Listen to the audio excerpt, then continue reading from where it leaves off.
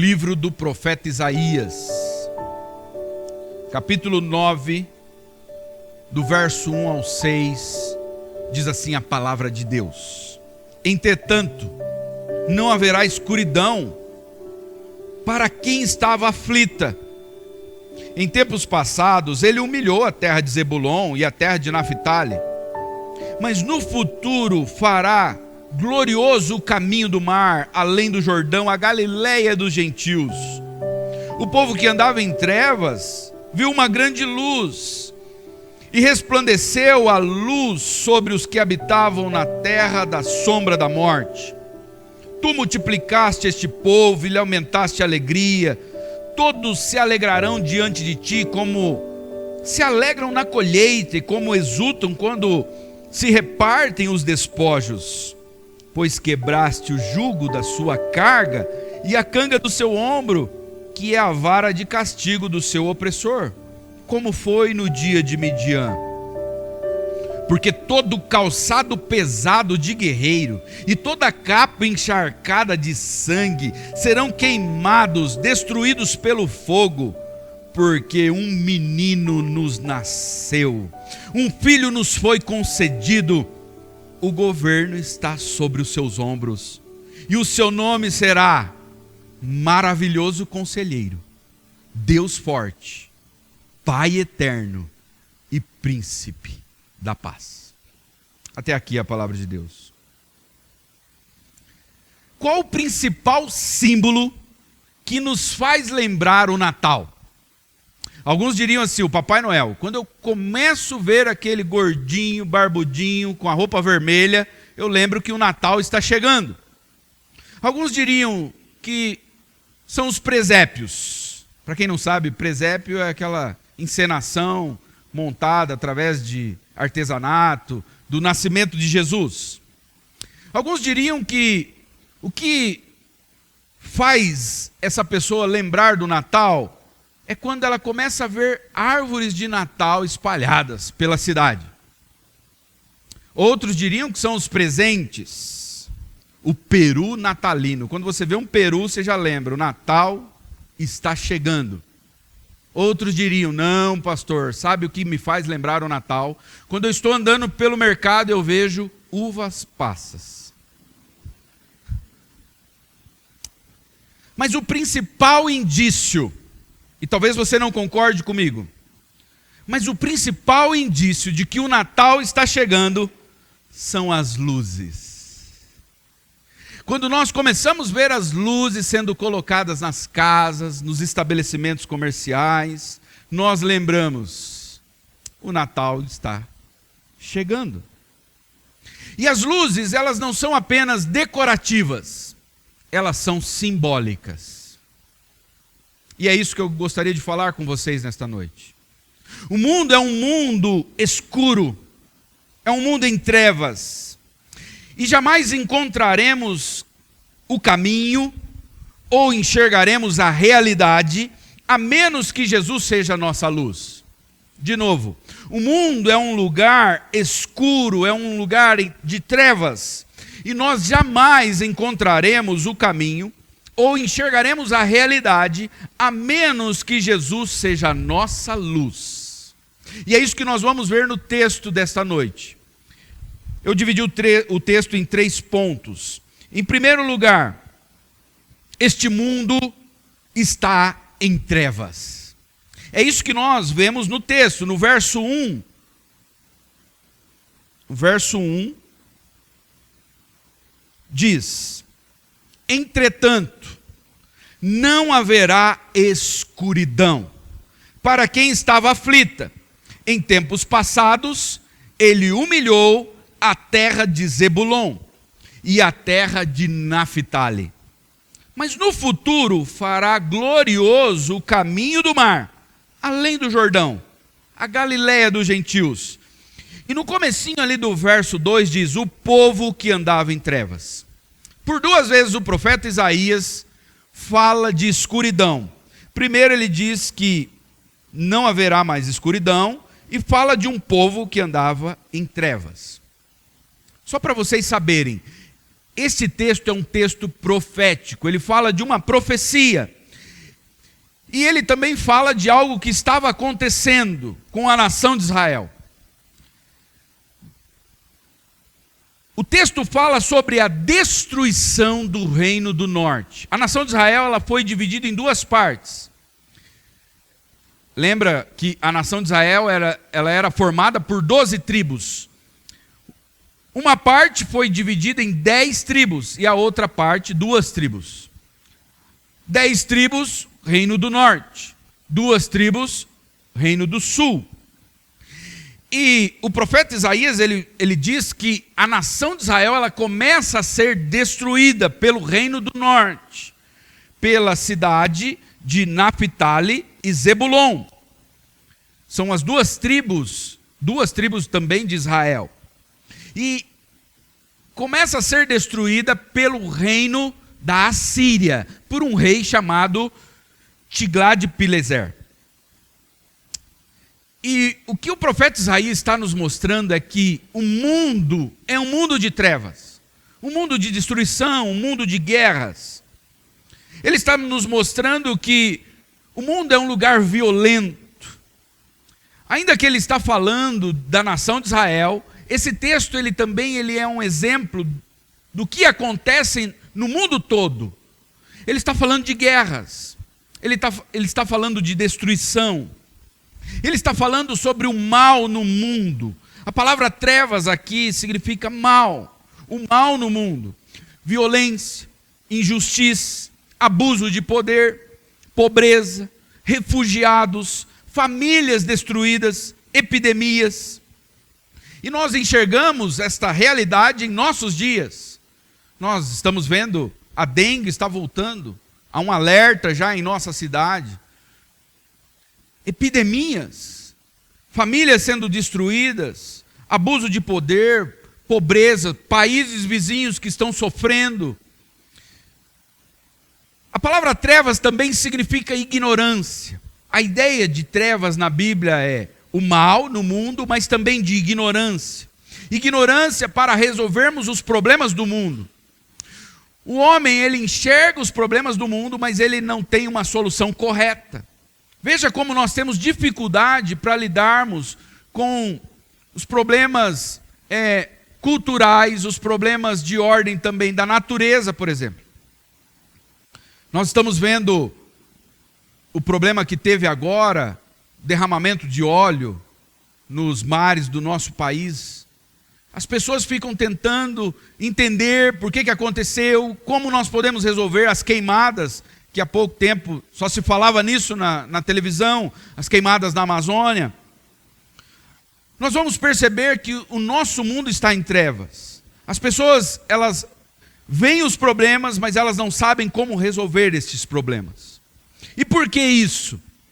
No capítulo 8 do profeta Isaías, 8:19, diz assim: talvez alguém lhes diga, vamos perguntar aos médiuns e aos que consultam os espíritos dos mortos, com que sussurros e murmúrios eles nos dirão o que fazer.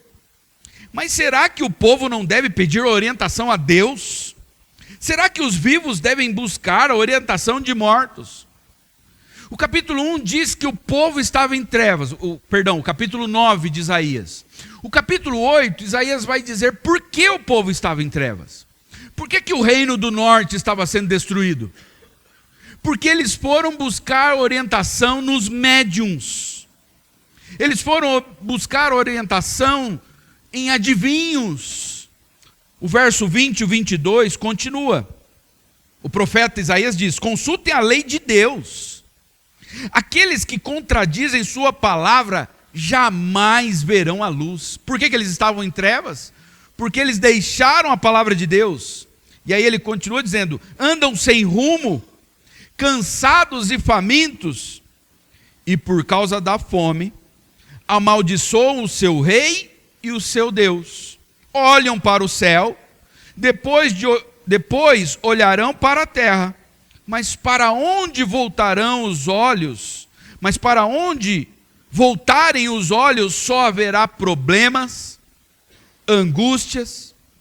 e o sombrio desespero serão lançados nas trevas. E aí o capítulo 9, Isaías começa dizendo, um povo que andava em trevas. Por que que o nosso mundo está em trevas? Porque nós não buscamos o auxílio, o conselho na palavra de Deus. As pessoas buscam em gurus, em médiuns. As pessoas buscam em si mesmas. Elas acham que elas vão conseguir a direção para suas vidas em si mesmas. E esse é um outro aspecto das trevas. A ignorância para ver em si mesmo a própria fraqueza.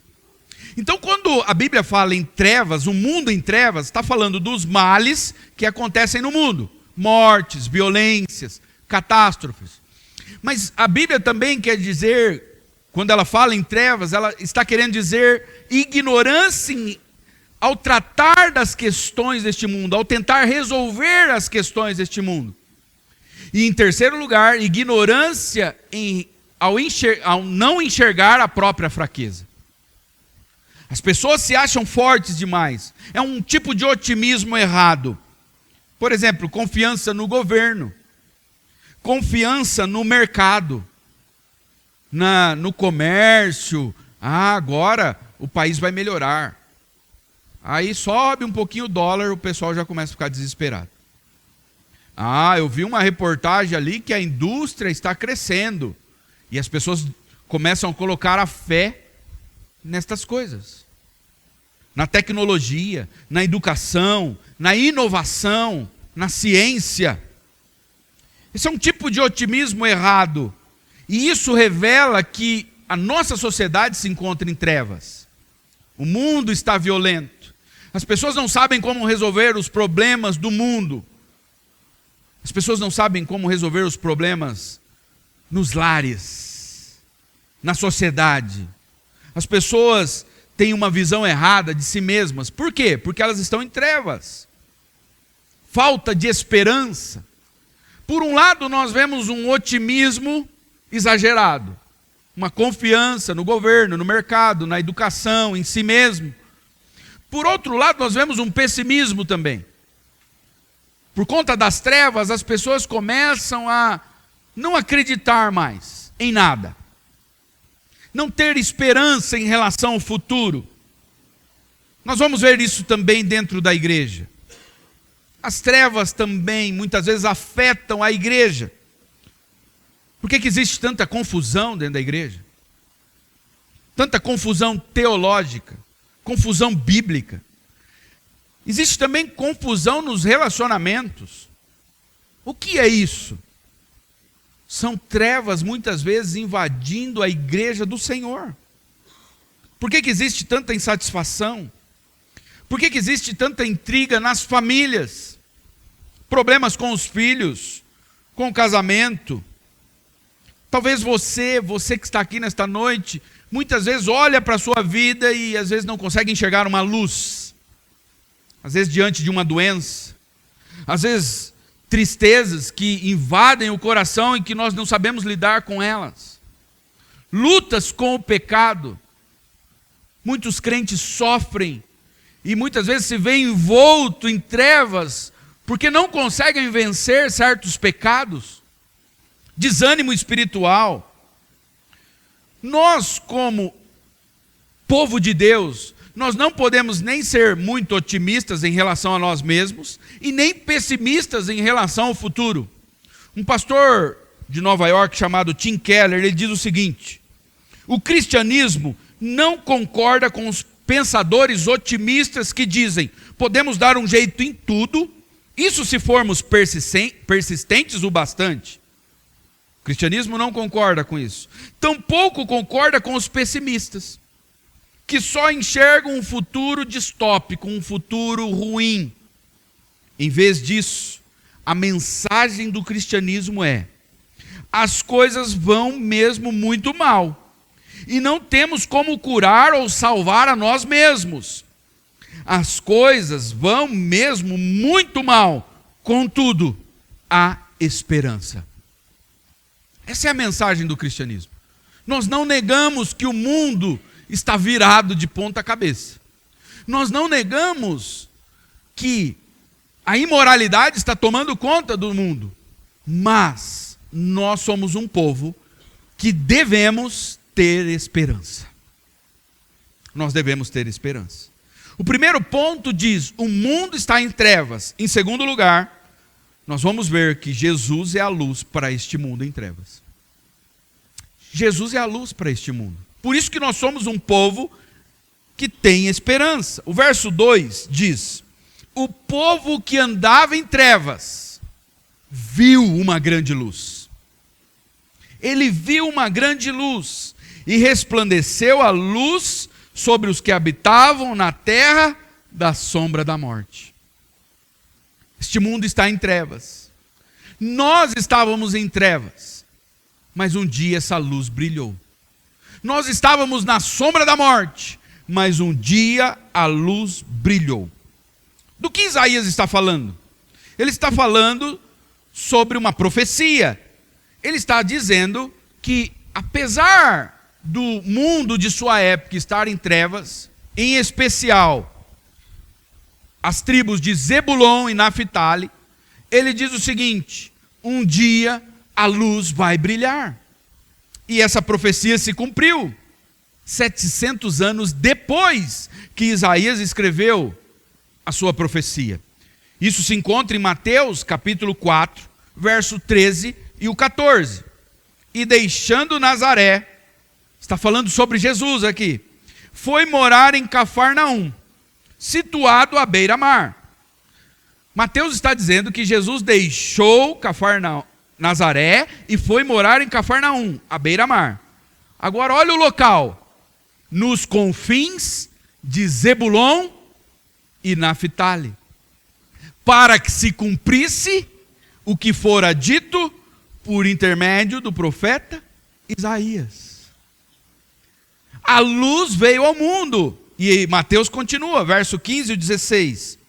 Terra de Zebulon e terra de Naftali, caminho do mar, além do Jordão, Galileia dos gentios, o povo que vivia nas trevas viu uma grande luz. Sobre os que viviam na terra da sombra da morte, raiou uma luz. Essa é a mensagem do Evangelho. O mundo está em trevas, mas Jesus é a luz para este mundo. Evangelho de João, capítulo 1, verso 9 diz: a verdadeira luz que vinda ao mundo ilumina a todo homem. De quem João está falando? De Jesus Cristo. Irmãos, o Natal nos faz lembrar o quão nossa sociedade é carente de luz. O Natal nos faz lembrar o quão carente nossa sociedade é de luz. A palavra luz na Bíblia, nós vimos o que significa trevas. Agora, luz significa clareza. Por exemplo, nós precisamos da luz para tudo, para trabalhar, para tomarmos banho, para comermos, para fazermos comida. Nós precisamos de luz para dirigir à noite. Imagina dirigir à noite sem a luz do farol do carro. Numa escuridão total, numa estrada onde não tem nenhum tipo de iluminação. É perigoso. Nós precisamos da luz para termos clareza, para conduzirmos nossas vidas, nossas famílias, para conduzirmos nossa igreja, para conduzirmos uma nação. Nós precisamos de luz para tudo. A luz também significa verdade. A nossa sociedade, ela está carente da verdade. E a luz, ela vai mostrar para a sociedade o que é a verdade. Porque a luz, o que ela faz? Ela revela. Revela o que está oculto, o que está escondido. A luz, ela traz a verdade à tona. Quando você ilumina, você enxerga com maior clareza e você percebe melhor. Então a luz, quando ela brilha na sociedade, a sociedade começa a conhecer mais o que é a verdade. Quando a luz de Deus ilumina um casamento, ilumina uma pessoa, uma empresa, ilumina uma igreja, as pessoas começam a ver com mais clareza a a verdade de Deus. Começam a enxergar melhor a si mesmas também. Começam a ver suas próprias fraquezas, suas limitações. A luz nos faz ver quem realmente somos. A luz faz com que nós enxerguemos até as nossas sujeiras, os nossos pecados. Se você derrama café ou ketchup na sua camisa e você está no escuro, você não sabe que você está sujo, mas quando você acende a luz, você enxerga o que está errado com você. Quanto mais próximo da luz você se aproxima, mais você enxerga as suas limitações, os seus pecados e as suas fraquezas. A luz também é vida. As pessoas precisam da luz do sol, por exemplo. As plantas, os animais e os homens também. Nós precisamos da luz do sol para termos vida. Esse dia eu passei no médico, estou tendo que tomar a vitamina D. Porque eu quase não tomo sol. E aí o médico falou, ou você toma sol ou você toma o remédio. Ou vitamina. Estou tendo que tomar a vitamina D. Nós precisamos de sol, nós precisamos de luz para termos vida. Vocês sabiam que muitas pessoas sofrem de depressão em locais onde há pouca luz ou poucas horas de luz? Existe um país chamado Norilsk, na Taimíria. Olha o lugar, gente. Fica a 240 quilômetros do Círculo Polar Ártico. Círculo Polar Ártico. E lá, eles ficam 3 meses sem sol. 3 meses. De novembro a fevereiro. Eles ficam sem o sol. E muitas pessoas ficam até com problemas psicológicos ali. Quem não está acostumado a lidar com isso, tem que estar preparado para esses 3 meses. Imagina 3 meses sem sol. Então isso mostra para nós o quanto nós precisamos da luz. Como essa luz que a Bíblia fala que ela pode raiar em nossas vidas. De que maneira nós podemos ser iluminados pela luz de Cristo? Como este mundo em trevas, ele pode ser alcançado pela luz de Jesus. Se nós precisamos tanto da luz, como nós podemos, como nossa sociedade pode ser alcançada pela luz de Deus? O verso 6 vai dizer: porque um menino nos nasceu, um filho nos foi concedido. Em algumas traduções está, um filho nos foi dado. Como que essa sociedade pode ser iluminada pela luz de Cristo? Através da graça. É algo que é dado. E aí o profeta Isaías continua, ele diz: o governo está sobre os seus ombros. Ombros de quem? Do menino. Ele disse, um menino nos nasceu, um filho nos foi dado. E o governo está sobre os seus ombros, e o seu nome será Maravilhoso Conselheiro, Deus Forte, Pai Eterno e Príncipe da Paz. O que o profeta Isaías está dizendo é que essa luz ela não foi criada pelos homens, não é uma luz artificial, não é uma luz que surge do mundo, ela vem de fora, ela raiou sobre este mundo. Essa luz, ela é uma pessoa. Ele compara essa luz a um menino que nasceu. E que menino é esse? Jesus. E ele dá alguns títulos para este menino. Ele chama este menino de Maravilhoso Conselheiro, Deus Forte, Pai Eterno e Príncipe da Paz. São 4 títulos que são aplicados somente a Deus. Sabe o que o profeta está dizendo? O profeta Isaías, ele está dizendo que este menino que nos foi dado é o próprio Deus. Essa luz que brilhou neste mundo de trevas é o próprio Deus. E ele diz que ele é um Deus forte. Ele é o Deus forte e ele chama este menino de Pai Eterno. Pai no sentido de que ele é aquele que também gera, é aquele que cria. Agora, diante desses títulos de Jesus, nós não podemos ficar indiferentes. Nós não podemos simplesmente admirar a Jesus. Não tem como estar indiferente ou apenas lidarmos com Jesus com moderação. Quando Jesus veio ao mundo, algumas pessoas tiveram medo dele. Os próprios discípulos, em alguns momentos, ficaram com medo de Jesus. Você vai ver Pedro dizendo: Jesus, afasta-te de mim, porque sou um homem pecador. Algumas pessoas ficaram furiosas com ele. Algumas pessoas vão ter medo, algumas pessoas ficarão furiosas, outras vão se ajoelhar e adorá-lo. O que não dá é só para admirá-lo. O que não dá é para ter uma relação apenas de moderação com este que a Bíblia diz que é Deus forte, que é Pai eterno. Olha os títulos de Jesus. Se o bebê que nasceu no Natal é o Deus Todo-Poderoso, você deve servi-lo por inteiro. Algumas pessoas dizem: eu admiro os ensinamentos de Jesus. Mas a Bíblia diz que Jesus é o Deus forte. Ele é o Pai eterno. Não dá para apenas admirar. Ou você fica assombrado, ou você fica furioso com ele, com raiva de Jesus, ou você se prostra e o adora. Não tem outra opção. Algumas pessoas querem se relacionar com Jesus com moderação. Não dá. Jesus não é um grande sábio como outros qualquer. Ele é Deus forte. Ele é Pai eterno.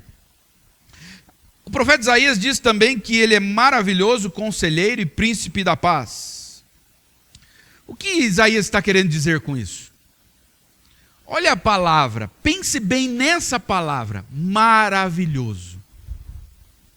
Quando você encontra algo que é maravilhoso, qual é a sensação que você tem? É uma sensação de prazer. O que o profeta está dizendo é o seguinte: por ele ser Pai eterno, por ele ser Deus forte, você deve obedecê-lo. Mas por ele ser também maravilhoso conselheiro e príncipe da paz, você deve ter prazer nele. São duas coisas que devem andar juntas. Por ele ser Deus forte, você tem o dever de obedecer a ele. Mas por ele ser maravilhoso, você também deve sentir prazer nele, alegria nele. E é isso que o profeta Isaías está dizendo. Este mundo está em trevas, mas a luz raiou. E quem é esta luz? É o Deus forte, é o Pai eterno, é o maravilhoso conselheiro, ele é o príncipe da paz. Essa luz, ela ilumina todos que estão em trevas. E diante dessa luz, nós temos que nos render com prazer.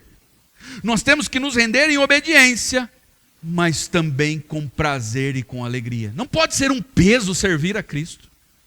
Se Ele é maravilhoso, se Ele é a luz, um dos efeitos das luzes do Natal é que elas geram um certo tipo de prazer.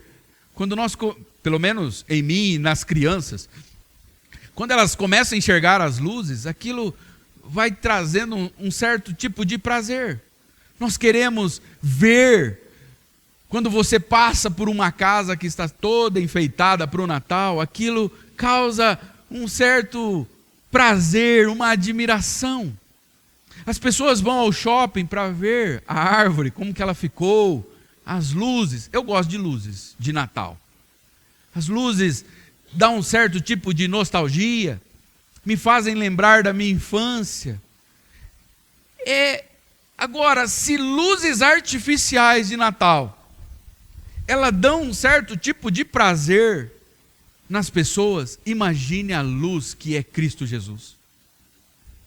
Se você fica maravilhado quando você vê os enfeites, e alguns são muito criativos, e você compara uns com os outros, e algumas cidades tem até torneios de a casa mais enfeitada, a casa mais criativa. Se isso aí já mexe com as suas emoções, imagine a luz de Cristo. Agora, se você não tem prazer de adorar a Jesus, algo está errado. É provável que você não viu a luz dele. Você ouviu falar sobre ele, mas você não o viu. Porque depois que você o vê, você é consumido de alegria, de prazer. Você é inclinado a ir ao encontro dele. É isso que a luz faz, ela atrai as pessoas. Mas nós chegamos então ao nosso terceiro ponto. Como essa luz pode se tornar então nossa? Se ela é tão boa, se ela gera tanto prazer, como é que essa luz pode se tornar nossa? O verso 6 diz: porque um menino nos nasceu, um filho nos foi concedido, um filho nos foi dado. Sabe como essa luz se torna nossa? Ela é um presente. Ela é um presente. E esse presente só pode ser seu se você estiver disposto a recebê-lo de graça. Não é um presente que você compra, é um presente que você recebe gratuitamente. Olha o verso 5. Porque todo calçado pesado de guerreiro e toda capa encharcada de sangue serão queimados, destruídos pelo fogo. O que o profeta Isaías está dizendo? Ele está dizendo o seguinte: haverá uma grande vitória sobre o mal, e essa vitória não será com o uso da sua força. Pegue a sua bota de soldado, sabe o que você deve fazer com ela? Queime ela. Sabe a sua capa, a roupa que você usa quando você vai à guerra? O profeta Isaías diz: pegue ela e queime ela. Sabe por quê? Você não terá que lutar. Aliás, você não pode lutar. Você é incapaz de vencer esta guerra. Então, todas as suas armas, elas não valem nada. Alguém terá que lutar por você. Pegue a sua armadura, a sua espada e derreta ela, queime ela. Agora, se nós não precisamos lutar esta guerra, e esta guerra ela é vencida, a Bíblia vai nos mostrar que outra pessoa lutou por nós. Ela lutou em nosso lugar. E quem é esta pessoa? Isaías 53. O profeta no capítulo 9 diz para nós queimarmos as nossas roupas de batalha. Em que sentido ele está dizendo isso? Ele está dizendo que você não pode vencer a luta para ser salvo. Você não pode vencer a luta para salvar a si mesmo. Alguém vai lutar no teu lugar. E aí só no capítulo 53 ele vai dizer: quem foi que lutou por nós? Isaías 53 verso 5 diz: mas ele foi ferido por causa das nossas transgressões e esmagado por causa das nossas maldades. O castigo que nos traz a paz estava sobre ele, e por seus ferimentos fomos sarados. Nós fomos salvos. Imagine que você está na sua cidade e o seu exército está em guerra. O seu rei está em guerra. Se você acha que depende de você vencer esta guerra, você está ali preparando novas estratégias para tentar derrotar o exército inimigo. Mas alguém chega a cavalo, um mensageiro, e diz para você: você está lá na cidade, e o mensageiro chega e diz para você: o nosso rei venceu. O nosso rei venceu. Ele venceu a guerra. Ele nos salvou dos nossos inimigos. Ele nos salvou da morte, do inferno, do diabo. Ele nos salvou do nosso pecado. O que você vai fazer? Não, eu vou continuar afiando a minha espada, porque eu não tenho certeza se esse rei venceu mesmo. É isso? Não. Você vai trocar a sua espada por um tamborim. Você vai trocar a sua espada por cânticos de vitória e de alegria. É isso que nós devemos fazer. Como que esta luz se torna nossa? Ela nos é dada. E porque ela nos é dada, nós não precisamos lutar. Porque Ele venceu em nosso lugar. Ele venceu. Essa é a grande história da salvação. Essa luz que é Cristo, ela resplandece sobre você, te dando nova vida. Ela te dá verdade, ela te dá beleza. Essa luz é concedida como um presente. E o único modo de receber essa luz é aceitando esta luz como graça imerecida. Jesus, ele foi dado a você. E você deve se apropriar dele como graça imerecida. Você não merecia, mas a luz foi dada a você. O Natal também ele tem uma relação com presentes. E como eu disse, não é apenas uma tradição, é algo simbólico. Existe simbolismo, tanto nas luzes de Natal como nos presentes. E esta relação de troca de presentes no Natal faz com que nós reflitamos sobre alguns presentes que nós ganhamos. Alguns presentes faz com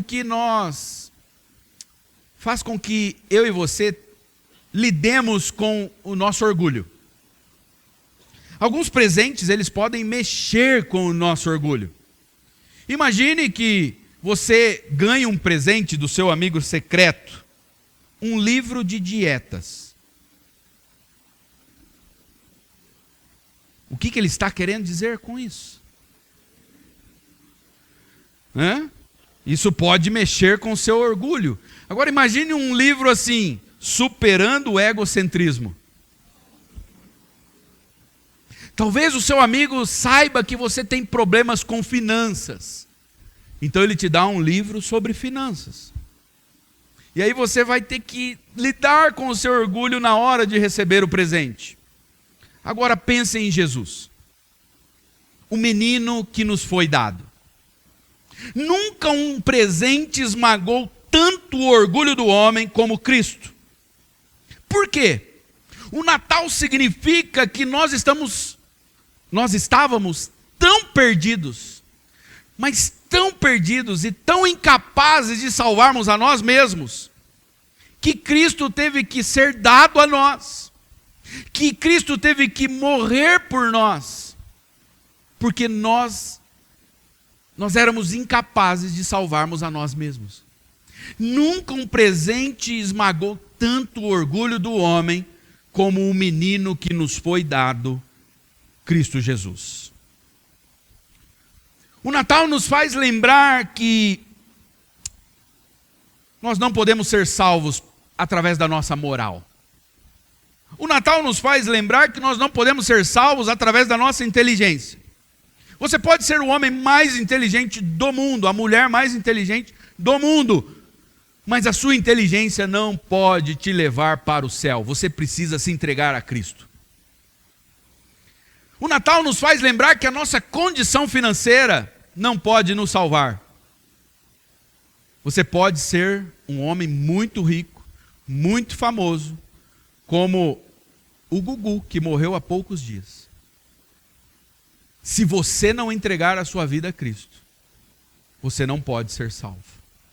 O Natal nos faz lembrar que nós podemos ter um corpo saudável, uma mente saudável, mas essas coisas também não podem nos salvar. Por isso Isaías ele disse: gente, queimem a bota de vocês, queimem a capa de guerreiro de vocês, joguem a espada de vocês no fogo. Essa batalha vocês não podem vencer. Para aceitar o verdadeiro presente do Natal, você tem que admitir que você não pode, que você é fraco. Você tem que admitir que você é pecador e que você precisa ser salvo pela graça de Deus. Você precisa abrir mão do controle de sua vida. E pode ser humilhante reconhecer o quanto você é fraco. Mas pense em Jesus. Jesus, ele se humilhou ao vir até aqui para demonstrar o seu amor por nós. Jesus, ele se humilhou, a luz do mundo, a luz de todo o universo, deixou a glória. Ele deixou o seu trono de glória, a luz que ilumina todo o universo, a luz que cega. Nós vimos na semana passada o apóstolo Paulo, quando teve o encontro com Cristo, ele ficou cego. A luz que cega, a luz que ilumina o universo, foi colocada dentro do ventre de uma jovem. Depois essa luz nasce numa manjedoura. Ela andou por este mundo. A luz do mundo recebeu o respeito de alguns, mas ela foi odiada por outros. Olha João 3,19. E a condenação é esta, que a luz veio ao mundo, e os homens amaram mais as trevas do que a luz, porque as suas obras eram más. Essa luz, ela foi amada por alguns e odiada por outros. E alguns homens ficaram com tanto ódio dessa luz, que é Cristo, que o pregaram numa cruz. A luz de todo o universo, a luz que cega os homens, a luz que embeleza a vida dos homens, numa sexta-feira, ao meio-dia, do meio-dia às 15 horas da tarde, a luz do mundo, que é Jesus, foi envolta em trevas. O evangelista Mateus, ele descreve isso para nós. Mateus 27:45 diz: e houve trevas sobre toda a terra, do meio-dia às 3 horas da tarde. Essa luz que é tão poderosa foi envolta em trevas. Por que Jesus precisou passar por isso? Por que a luz do mundo precisou ser envolvida em trevas? O apóstolo Pedro, em sua carta, ele nos responde.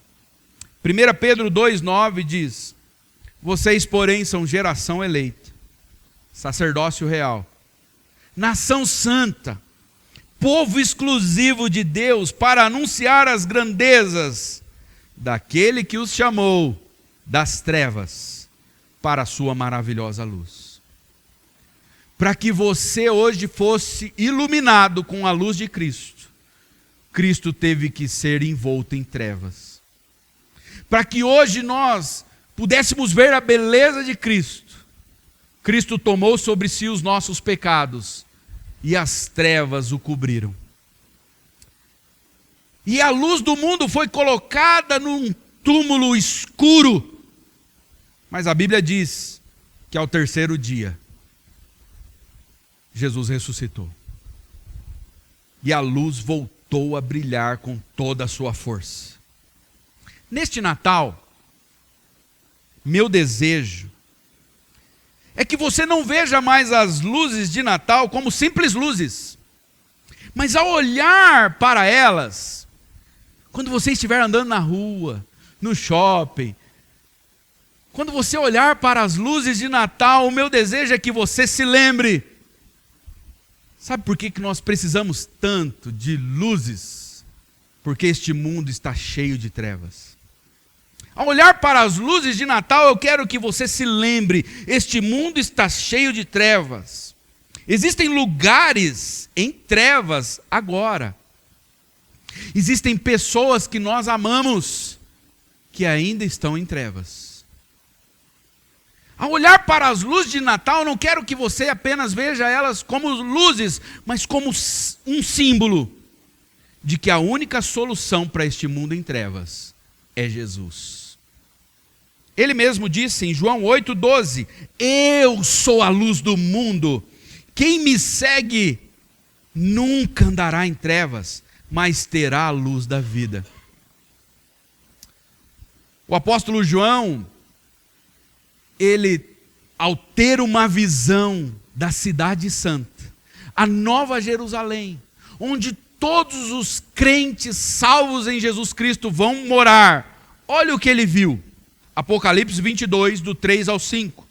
Não haverá mais maldição sobre coisa alguma, não haverá mais trevas, porque o trono de Deus e do Cordeiro estará ali. Os seus servos o adorarão, verão o seu rosto, e o seu nome estará escrito na testa de cada um. E não haverá noite. Não será necessária a luz da lâmpada, nem a luz do sol, pois o Senhor Deus brilhará sobre eles e reinarão para todo sempre. Ao olhar para as luzes de Natal, lembre-se, as luzes deste mundo são artificiais e passageiras. Um dia depois do Natal, as pessoas começam a guardar as lâmpadas, aquelas luzinhas bonitinhas, e a vida volta ao normal. Janeiro, pagar IPVA, IPTU. Isso deve nos fazer lembrar que as coisas desta vida, elas são passageiras. As luzes de Natal, elas brilham uma vez só ao ano. Elas brilham por pouco tempo. Isso deve nos fazer lembrar que as coisas desta vida, elas brilham por pouco tempo. O encanto com um carro novo, com um brinquedo novo, com um casamento, essas coisas passam. Até mesmo as coisas boas que Deus nos dá, como família, filhos, saúde, ministério, carreira, são bênçãos de Deus e alegram as nossas vidas. Mas nós não podemos nos esquecer, elas não são luzes para darem sentido à nossa vida, para darem propósito à nossa vida. Muitas delas até se transformam em trevas. Muitas dessas bênçãos que Deus muitas vezes nos dá, elas podem se tornar em trevas quando nós começamos a idolatrá-las. As luzes de Natal, elas piscam só por alguns dias e uma vez só no ano. Mas Jesus, Ele sempre brilhou, Ele sempre brilhará por toda a eternidade. A minha palavra para você nesta noite é: permita que Ele brilhe sobre você. Permita que esta luz, que é infinitamente mais sublime do que todas as luzes deste mundo, brilhe em sua vida, e você nunca mais andará em trevas. Vamos orar.